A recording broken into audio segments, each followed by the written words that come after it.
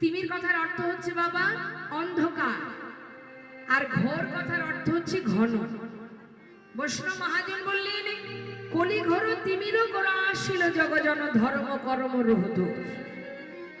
আমাদের ঘোর কলিযুগে আমরা মায়ারূপ অন্ধকারে এমন ভাবে আচ্ছাদিত হয়ে আছি, এমন ভাবে মায়া আমাদেরকে আচ্ছাদন করে আছে, এমন করে ঢেকে রেখেছে মায়া। এই মায়ার বালিশ মাথায় দিয়ে আমরা মনের সুখে ঘুমাচ্ছি।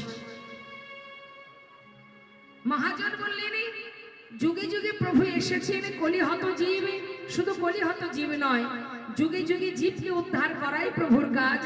তিনি এসেছেন জীবের উদ্ধারের তরে, ভক্তকে রক্ষা করার জন্য। তা ঘোর কলিযুগে আমরা যে মায়ার বালিশ মাথায় দিয়ে মোহ ঘুমে আচ্ছাদিত সকলে ঘুমিয়ে আছি, বৈষ্ণব মহাজন বললেন কলিহত জীবের উদ্ধারের জন্যই করুণাময় গৌর সুন্দর এই জীবের দ্বারে দ্বারে হাতে ধরে পায়ে ধরে এই হরিনাম প্রচার করলেন। হে জীব, যদি উদ্ধার হতে চাও, যদি মুক্তি পেতে চাও, যদি সকল পাপ থেকে মুক্তি পেতে চাও, যদি ভগবানের চরণ লাভ করতে চাও, তাহলে এই কলিযুগে ধ্যান তপস্যা যাগ যজ্ঞ কিচ্ছু করতে হবে না। তুমি শুধু মহামন্ত্র জপ করো, হরিনাম করো। হরিনাম হলো মহামন্ত্র। আর জগতে যত দেবদেবীর পূজা হয়, সেই পূজার সময় যে শ্লোক আমরা পাঠ করি বাবা, সেগুলোকে শুধু বলা হয় মন্ত্র, আর হরিনামকে বলা হয় মা মহামন্ত্র। তাই তুমি যদি মহামন্ত্র জপ করো, আর কোনো মন্ত্র তোমার জপ করবার প্রয়োজন নেই। যদি না করো তাতে কোনো দুঃখ নেই। নামাচার্য হরিদাস ঠাকুর, যিনি দিনে 3 লক্ষ নাম করতেন, তিনি আর কিছু করতেন না বাবা, ধ্যান তপস্যা যাগযজ্ঞ করতেন না, হরিনাম করতেন। 3 লক্ষ নাম, প্রতিদিন 3 লক্ষ নাম করতেন, মাসে 1 কোটিরও বেশি। তিনি নামের মধ্যেই ভগবানের সেবা, তার কর্ম, এবং অবশেষে সেই নামের গুণেই তিনি কিন্তু মহাপ্রভুর সকল ভক্তের মধ্যে শ্রেষ্ঠ ভক্ত হয়ে উঠেছিলেন। যিনি ছিলেন নামের আচার্য, সেই নামাচার্য হরিদাস ঠাকুর। কলিযুগে নাম ছাড়া নাহি আর ধর্ম, সর্বধর্ম সার নামে শাস্ত্রময়। হরিনাম করো। আজ যে মহতি হরিবাসরে আমাদের যে এখানে যে আয়োজন হয়েছে, ভক্ত সেবার আয়োজন, ভগবত কথা, সাধুগুরু বৈষ্ণবের আগমন, এই যে এত সুন্দর ব্যবস্থা, এই যে মহতি হরিবাসর, পৃথিবীতে অনেক কিছু দান আছে মা, বহু রকমের দান আছে। তুমি অন্ন দান করো, বস্ত্র দান করো, ভূমি দান করো, অনেক প্রকারের দান আছে, কিন্তু তার মধ্যে সর্বশ্রেষ্ঠ দান হলো এই হরিনামামৃত সুধা দান। তিনি যে হরিনামামৃত সুধা দান করছেন, এতে তার মঙ্গল হচ্ছে, আবার জীবের মঙ্গল হচ্ছে, আবার সমাজের কল্যাণ হচ্ছে। জগতে এমন কিছু করতে হবে যার মাধ্যম দিয়ে সকলেরই কল্যাণ হয়, তারও হবে, অপর ব্যক্তিরও হবে। এটা হলো এই হরিনামামৃত সুধা, যেটা দান করছেন আজ তিনি নানাবিধ কর্মের মধ্যে দিয়ে কিঞ্চিত কিঞ্চিত করে অর্থ সঞ্চয় করে আজ এই বৈষ্ণব সেবা দিচ্ছেন। বৈষ্ণব সেবা ছাড়া, বৈষ্ণব সেবা যত সময় তুমি দিতে না পারবে, জানবে তোমার কিন্তু কোনো নিস্তার নেই, তোমার উদ্ধারের কোনো রাস্তা নেই। সাধুগুরু বৈষ্ণবের সেবা করো, ভক্তি চরণধুলি অঙ্গে মাখো, ভক্তির কৃপা লাভ করো। সাধু সঙ্গ, সাধু সঙ্গ সর্বশাস্ত্রে কয়, লব মাত্র সাধু সঙ্গে সর্বসিদ্ধি হয়।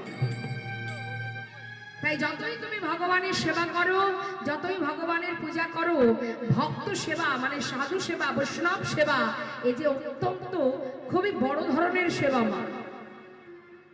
এই যে বৈষ্ণব সেবা, এই যে দান হচ্ছে, সেবা করছে, এই যে কত বড় ভালো কাজ।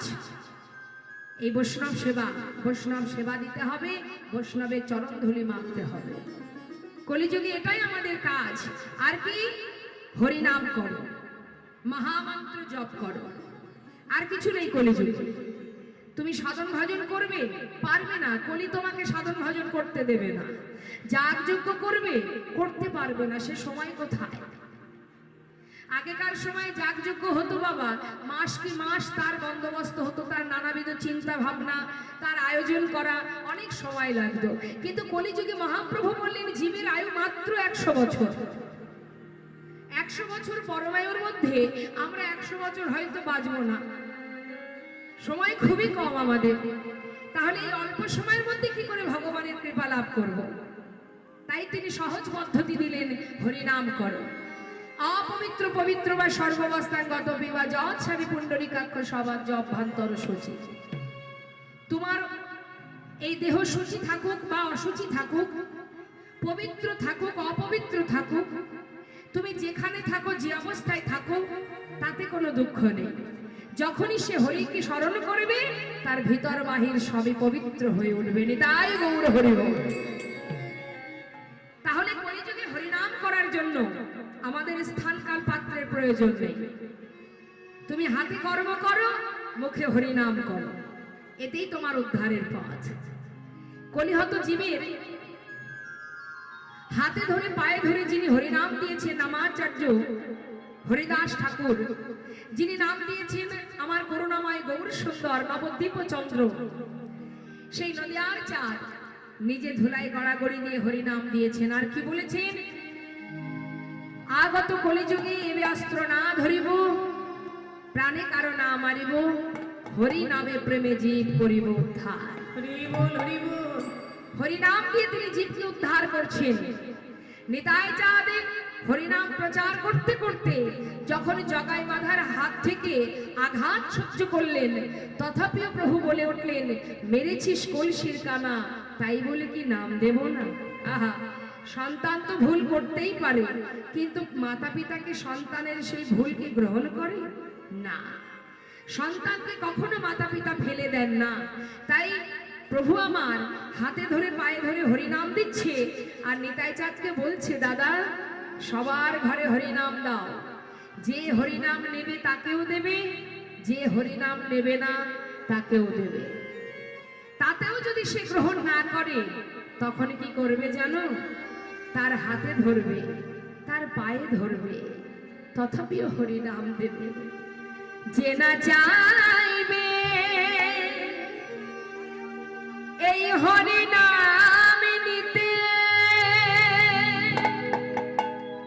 দাদা গো তুমি আগে ধরিবে হাতে।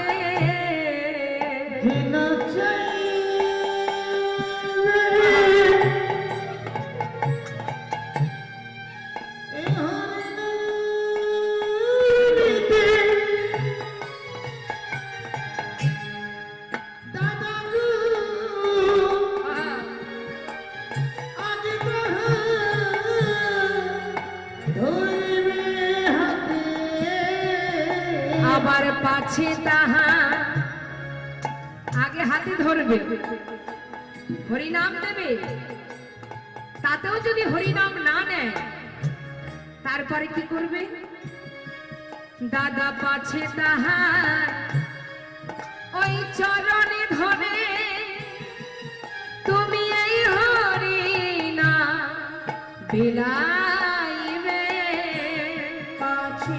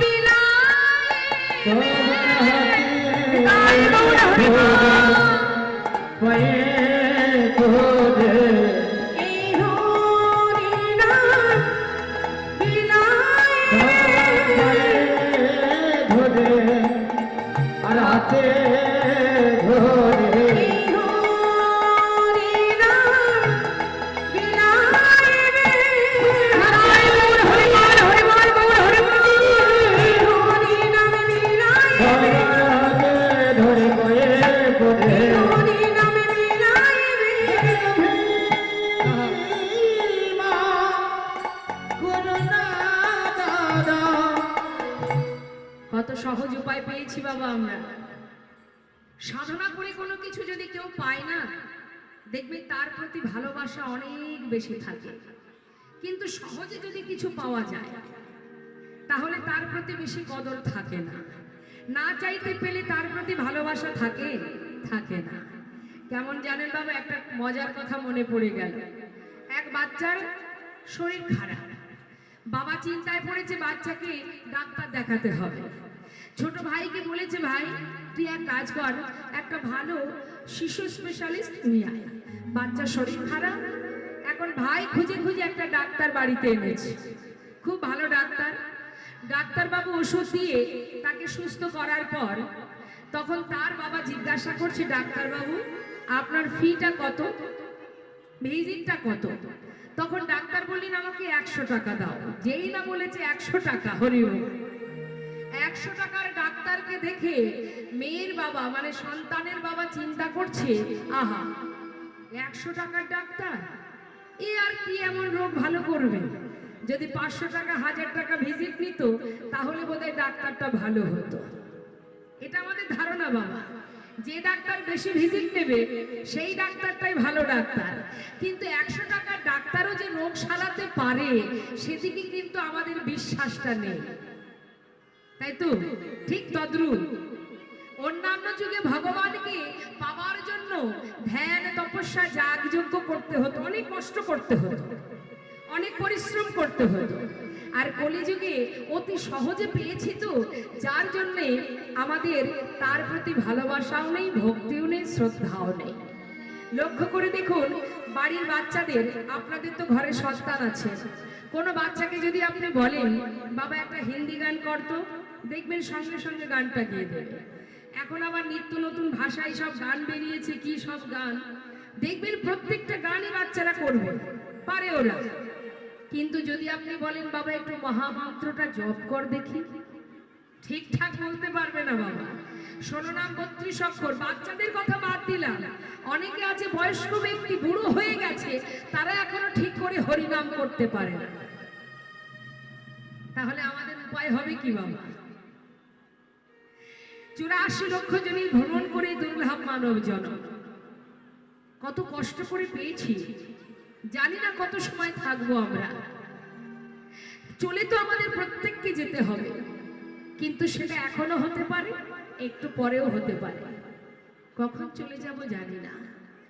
কৃষ্ণ ভজনের জন্য এই মায়ার সংসারে এই মানব দেহ পেয়েছি আমরা, হরি বলার বদন পেয়েছি, দেখবার মতো নয়ন পেয়েছি, যে নয়নে বিশ্ব ব্রহ্মাণ্ড দেখা যায়, সেবা দেবার মতো হাত পেয়েছি, কিন্তু করলাম কি? পেলাম সবই, ভালো ভালো খেলাম, ভালো ভালো জায়গায় ঘুরলাম, একটা দোতলা 3তলা বাড়ি তৈরি করলাম, ব্যাংকে কিছু টাকা জমালাম, নানা জায়গায় ঘুরতে গেলাম, এই তো আমাদের জীবন। কিন্তু তুমি কি জানো তোমার মূল্যবান সময়টুকু তুমি হেলায় নষ্ট করছো? তুমি কি জানো যেদিন তোমার শেষের দিন আসবে, মন চাইলেও তুমি আর 1 মিনিট সময় পাবে না। জলযান অবলক্ষণী স্থাবরা বিংশতি, কৃমিয়া রুদ্র সংখ্যক পক্ষিণাং 10 লক্ষকম, 30 লক্ষানি পশুমানশ্চ 24 লক্ষানি মানবা। কতগুলি জন্ম পেয়েছি, কত আঘাত, কত যন্ত্রণা, কত কষ্ট সহ্য করে তারপর পেয়েছি হরি বলার এই সুন্দর বদনখানি।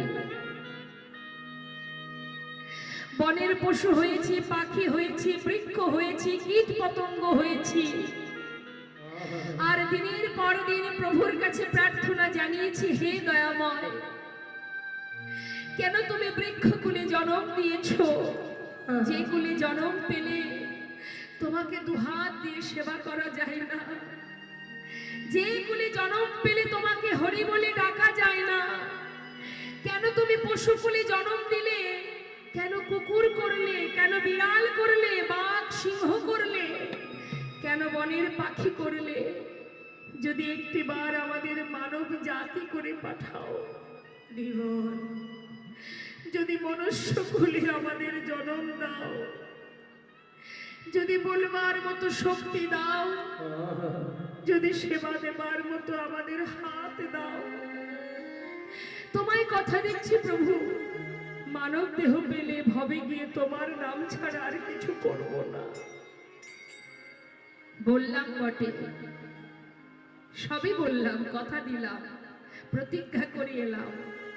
ভবে এসে মায়া পিশাচি এমন করে গ্রাস করলো, অনিত্য বস্তুকে নিয়ে আমার করে আমাদের মূল্যবান সময়টা নষ্ট করে দিয়ে আমরা ভগবানের চরণের দাস না হয়ে সবাই মায়ার দাস হয়ে বসে থাকি। কিন্তু মায়া তোমাকে ততক্ষণ ভালোবাসবে যত সময় তুমি মায়ার জন্য কিছু করতে পারবে। যেদিন তোমার ক্ষমতা ফুরিয়ে যাবে সেদিন মায়া তোমাকে আর ভালোবাসবে না। কিন্তু একজন তোমাকে ভালোবাসবে মা, কে সে? প্রভু, যিনি জন্ম থেকে মৃত্যু পর্যন্ত তোমার পাশেই আছে, ছায়ার মতো আছে, তুমি তাকে দেখতে পাচ্ছ না। দেখার নয়ন সে আর নেই।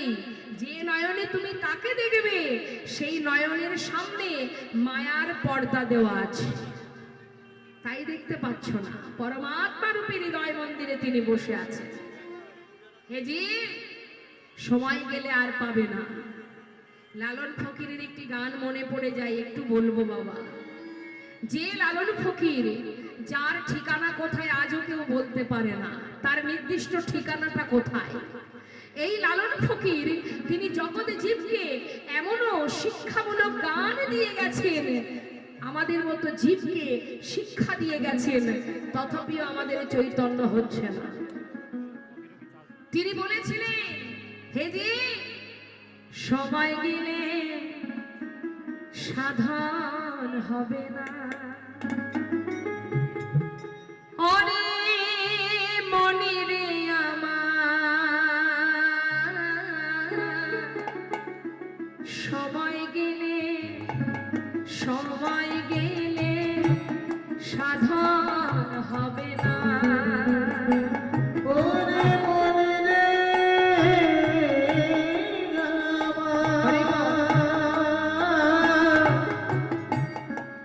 সময় গেলে সাধন হবে না।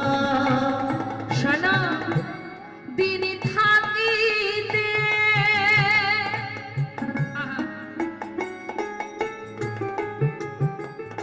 অগদিন থাকিতে দিনের সাধন কেন করলি না মনে রে, কেন করলি না? সময় গেলে সাধন হবে না। ওরে মনে রে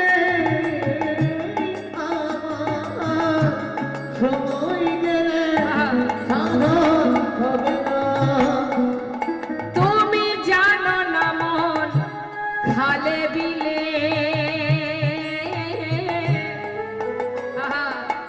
অগ থাকে না মিল জলে শুকালে। তুমি জানো না মন খালে বিলে হরিব থাকে না মিল জল শুকালে। বাবা, মিন কথার অর্থ হচ্ছে মাছ। মাছ থাকে জলে আর জল থাকে খালে বিলে। মনে করুন আপনার বিশাল বড় একটা পুকুর আছে, একটা বিল আছে, কিন্তু সেখানে জল নেই, মিন থাকবে সেখানে? থাকবে না। ভগবান তদ্রূপ, তিনি থাকেন কোথায়? যেখানে ভক্তি সেখানে ভগবান। আর ভক্তি কোথায় থাকে? ভক্তের হৃদয়ে।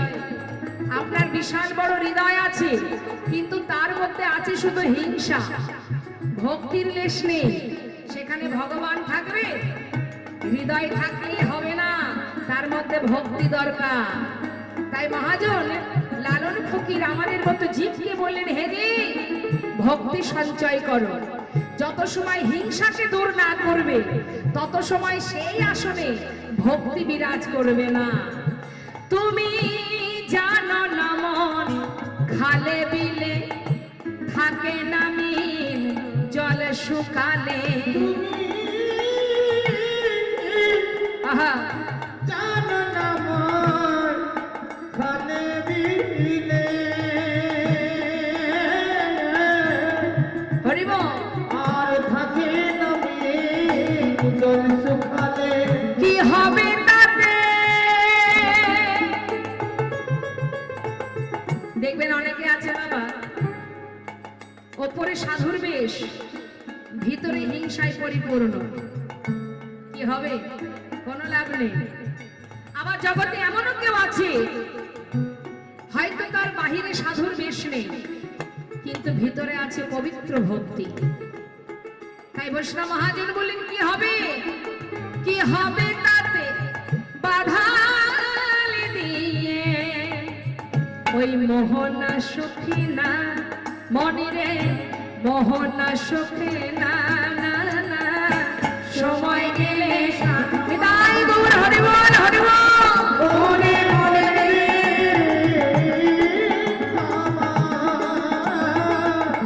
সময় গেলে সাধন হবে না। সময় করিয়া পথটি ধরিয়া যেবা চলে দ্রুত গতি, সময়ের শেষে অনায়াসে সে যেন চলে যায় আপন বাসতে। তুলবি যদি ছানা মাখন সকাল সকালে তোলে, শিশুকালে কৃষ্ণ ভজন বৃদ্ধতে ভজনেতে বাধাই গন্ডগোল। বলুন তো মা, আমরা ভগবানকে কখন ভালোবাসি? আমাদের স্বার্থে যদি কোনো জায়গায় একটু ঘাটতি হয়ে যায়, তাই না? মনে করুন কিছু একটা দরকার, কারোর উপরে তালায় এখনো ছাদ হয়নি, কারোর, আমরা আবার বলি ভগবানকে আমি আর কিচ্ছু চাই না প্রভু, আর কিচ্ছু চাই না, শুধু যদি আমার একটা ছেলের মানে আমার বাড়ি একটা লক্ষ্মীমন্ত বৌমা তুমি এনে দাও, আমি আর কিচ্ছু চাই না। দেখুন আমাদের চাওয়া শেষ নেই। বৌমা এলো, হে ভগবান, হে দয়াময়, শেষ ইচ্ছেটা তুমি পূর্ণ করে দাও। আমার একটা ঘরে আমার একটা নাতি পুতি যদি হয়ে যায়, আমি আর কিচ্ছু চাই না। চাওয়ার কি শেষ আছে বাবা? না, আমাদের চাওয়ার শেষ নেই। আমরা এটাই চাই ভগবানের কাছে, ধনং দেহি পুত্রং দেহি যশং দেহি রূপং দেহি বিদ্যাং দেহি, সব দিয়ে যাও, সুখে রাখো, ভালো রাখো, শান্তিতে রাখো। কিন্তু বাবা আপনি যাকে ভালোবাসেন, কথাটা ভালো করে বুঝবেন, আপনি যাকে ভালোবাসেন আপনি কিন্তু তার সুখে সুখী হবেন, তাই না মা? আপনি আপনার পরিবারকে ভালোবাসেন, তাই ভগবানের কাছে আপনি পরিবারের মঙ্গল কামনা করেন। কিন্তু যারা ভগবানকে ভালোবাসে তারা ভগবানের জন্যই কামনা করে, তার সুখেই সুখী, তার দুঃখেই দুঃখী। হে দয়াময়, কিচ্ছু চাই না, তোমার কাছে কিছু চাওয়ার নেই, শুধু তোমার কাছে একটা নিবেদন, আমার মতো পাষণ্ডকে তোমার চরণে তুমি ঠাঁই দাও, যেন তোমার চরণ ছাড়া করো না। নামাচার্য হরিদাস ঠাকুরের অঙ্গে যখন চাবুকের আঘাত পড়ছে বাবা, হরিদাস ঠাকুর মৃদু মৃদু হাসছেন আর বলছেন, প্রভু এ তো তোমারই পরীক্ষা, তুমি মারছো আমায়, আর আমি জানি তুমি কেন আমায় মারছো, আমায় পরীক্ষা করছো। যতই মারো না কেন আমার কোনো দুঃখ নেই, কারণ আমার এই দেহটা তো আমি তোমার চরণে সঁপে দিয়েছি, তাই আমার অঙ্গে যত চাবুকের আঘাত পড়বে সেই আঘাতের যন্ত্রণা তোমাকেই পেতে হবে। তাই গৌর হরি বল হরি। তাই আজ বৈষ্ণব মহাজন বললেন, হে জীব কিচ্ছু করতে হবে না, নিজেকে সঁপে দাও ভগবানের চরণে, তার চরণে। তোমার দেয়া দেহ তোমার চরণে সঁপে দিলাম, সুখে রাখলেও তুমি রাখবে, দুঃখে রাখলেও তুমি রাখবে, যেমন তুমি রাখবে আমি তেমনই থাকবো, কিন্তু তোমায় ছাড়বো না প্রভু, তোমার চরণে আমি নিজেকে সঁপে দিলাম। তখন কি হবে? যখনই আপনি তার উপরে নির্ভরশীল হবেন, তখনই তার দায়িত্ব পড়ে যাবে আপনাকে রক্ষা করা। কিন্তু নিজের দায়িত্ব যদি নিজে নেন, তাহলে আর ভগবান আপনার দায়িত্ব নেবে না, দায়িত্ব তার উপরে ছেড়ে দিতে হবে। রইল প্রভু তোমার এই দেহ, তোমার চরণে, তুমি যেমন রাখবে আমি তেমন থাকবো, তাতে আমার কোনো দুঃখ নেই। বিশ্বাস করতে হবে, নির্ভরশীল হতে হবে। আমরা একটুখানি আঘাত পেলে আর ভগবানের সেবা দিই না, তার মুখটাই দেখি না, কি বলি, তোমার আর আমি দেখতে চাই না, তোমার মুখ দর্শন করবো না, তুমি আমায় এত কষ্ট কেন দিলে? এটাই আমাদের ভুল বাবা, এটাই আমাদের অপরাধ। এক সময় মা এক বৈষ্ণব হাতে নামের মালা জপ করতে করতে সকালে পথ দিয়ে হেঁটে যাচ্ছে। ভালো করে শুনবেন কথাটা। এখন যখন রাস্তা দিয়ে হেঁটে যাচ্ছে, যারা ধোপা কাপড় কাচে তারা কিছু কাপড় কেচে সেই পথের ধারে শুকাতে দিয়েছে রোদ্রে। এখন কাপড় শুকাচ্ছে আর সে বৈষ্ণব অত দেখেনি, সে নাম করতে করতে চোখ বন্ধ করে যাচ্ছে। হঠাৎ তার ওই কাপড় কাচা যে শুকাতে দিয়েছে সেই কাপড়ের উপরে পাটা পড়ে গেছে। যেই পা পড়ে গেছে সঙ্গে সঙ্গে সেই ধোপা দেখতে পেয়ে সেই সাধুর সামনে রুখে দাঁড়িয়েছে, চিৎকার করে বলছে, তুমি এ কি করলে? আমার সমস্ত কাপড়গুলো তুমি মারিয়ে দিলে, তুমি কত নোংরা করে দিলে, কেন করলে? সাধু তখন করজোড়ে বলছে, আমি দেখতে পাইনি, আমার ভুল হয়ে গেছে, আমার অপরাধ হয়েছে, আমি বুঝতে পারিনি। সে তো কোনো কথাই শুনছে না। দেখতে পাওনি কেন? কেন তুমি পা দিলে? তুমি এটা কেন করলে? এই বলে বারবার তাকে কটু কথা বলছে, আর সে কিন্তু বারবার ক্ষমা চাইছে। বাবা ভগবান দেখছে, ভগবান কি দেখছে? যে সে বারবার ক্ষমা চাইছে, তথাপিও সেই ধোপা তার উপরে রুখে যাচ্ছে। পাশে দাঁড়িয়ে আছেন ভগবানের বামে স্বয়ং লক্ষ্মী, বলছে, প্রভু তোমার ভক্ত এত করে অনুরোধ করছে, হাতে পায়ে ধরছে, ক্ষমা চাইছে, তথাপিও ওই ধোপা তাকে বারবার রুখে যাচ্ছে, মারতে যাচ্ছে। তুমি দেখতে পাচ্ছ? পাচ্ছি। বিলম্ব না করে প্রভু চিন্তা করলেন যে আমার ভক্ত যখন বারবার করজোড়ে ক্ষমা চাইছে, তারপরেও যখন ধোপা শুনছে না, তাহলে আমার ভক্ত তো তার কোনো প্রতিবাদ করছে না, মারছে। হাত লাঠি একটা জোগাড় করে নিয়ে সেই সাধুকে আঘাত করছে। যখন আঘাত করছে, প্রভু দেখলেন ভক্ত নিজেকে সঁপেছে আমার কাছে, আমার চরণে সঁপে দিয়ে তার গায়ে আঘাত পড়ছে, লাঠির আঘাত, তথাপিও সে বারবার করজোড়ে ক্ষমা চাইছে। তাহলে ভক্তকে রক্ষা করা আমার দায়িত্ব, ভক্তকে রক্ষা করতে হবে। প্রভু যেই না সিংহাসন থেকে উঠেছে, স্বয়ং লক্ষ্মী জিজ্ঞাসা করলেন, কোথায় যাচ্ছ? দেখছো না আমার ভক্ত বারবার ক্ষমা চাইছে, কিন্তু ওই ধোপা কিছুতেই কথা শুনছে না, ওর উপযুক্ত শিক্ষা দেব, আর আমি আমার ভক্তকে রক্ষা করতে চললাম। ছুটতে ছুটতে যাচ্ছে, এমন সময় প্রায় এসে গেছে, আর একটু বাকি। সেই সময় ধোপা কি করেছে বাবা? সে ওই ধোপা মারছে দেখে সাধু, সে এত সময় তো মার খেয়েছে বাবা, আর ধৈর্য ধরতে পারলো না, একটা লাঠি জোগাড় করে সেও ধোপাকে মারতে শুরু করে দিল। আর যেই না মারতে শুরু করেছে, প্রভু আমার সঙ্গে সঙ্গে আবার ফিরে চলে গেলেন। লক্ষ্মী জিজ্ঞাসা করলেন, তুমি ফিরে এলে প্রভু, তোমার ভক্তকে রক্ষা করলে না? বললে, লক্ষ্মী, যে নিজের দায়িত্ব নিজেই নিতে পারে তার কাছে আমার আর কি দরকার? ও যদি সম্পূর্ণ আমার উপরে ভরসা করত, আমি নিশ্চয়ই ওকে রক্ষা করতাম। তাই বাবা, সবার আগে আমার